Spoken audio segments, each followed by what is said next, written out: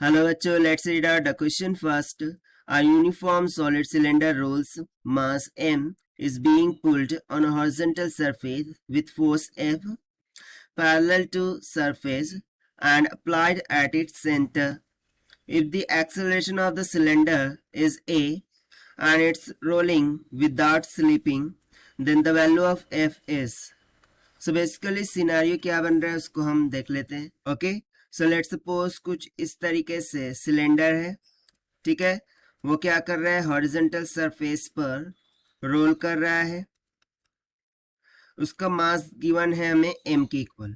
अब इसके सेंटर पर एक फोर्स लगाई जा रही है राइटवर्ड डायरेक्शन में. Let's say that force is to be as F. अब जब ये फोर्स लगाएंगे सो बैकवर्ड डायरेक्शन में क्या लग जाता है, फ्रिक्शन. सो बैकवर्ड डायरेक्शन में क्या लग जाएगा, यहाँ पर फ्रिक्शन लग जाएगा.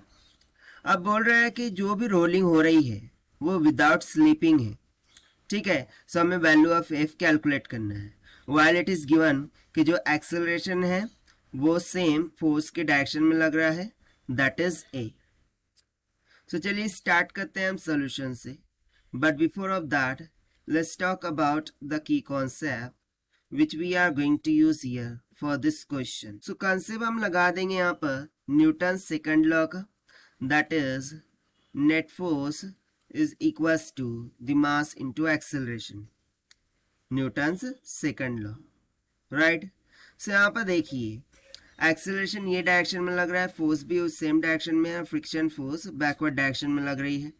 सो according to Newton second law जो नेट फोर्स इस पर लग रही होंगी, सो नेट फोर्स क्या होंगी, F minus F.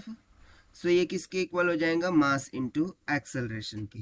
Now see we know that torque is given by the force into position vector that is R. So this will be equals to, and also इसको हम moment of inertia की form में लिखते हैं, that is I into alpha, जहाँ पर alpha angular acceleration है. सो यहाँ से यदि मैं इन दोनों को इक्वेट करूँ, ठीक है, so force into position vector R, this will be equals to moment of inertia for a cylinder, वो क्या होगा, mass into R square divided by 2 multiply by, and in this case as there is rolling without sleeping. Rolling कैसा है, without sleeping, सो उसके लिए alpha की value हो जाएंगी simply A divided by R. सो उसे भी हम सब्स्टिट्यूट कर देते हैं A डिवाइडेड बाय R. सो यहाँ से देखिए एक R इधर से कैंसिल और एक R ये डिनोमिनेटर से कैंसिल. मुझे फ्रिक्शनल फोर्स A किसके इक्वल मिल जाएंगी, MA डिवाइडेड बाय 2. अब इस वैल्यू को हम यहाँ सब्स्टिट्यूट कर देंगे. सो जो कैपिटल F है this will be equals to MA plus F. So this is equals to MA plus F कितना आया था, MA divided by 2. So this will be equals to 2 plus 1 कितना हो जाएगा, 3 MA divided by 2.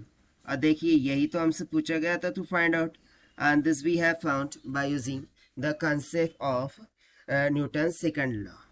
Now if you try to match with the options, so option C will become correct here. So this is the required solution. I hope you understood well. Best of luck. Thank you.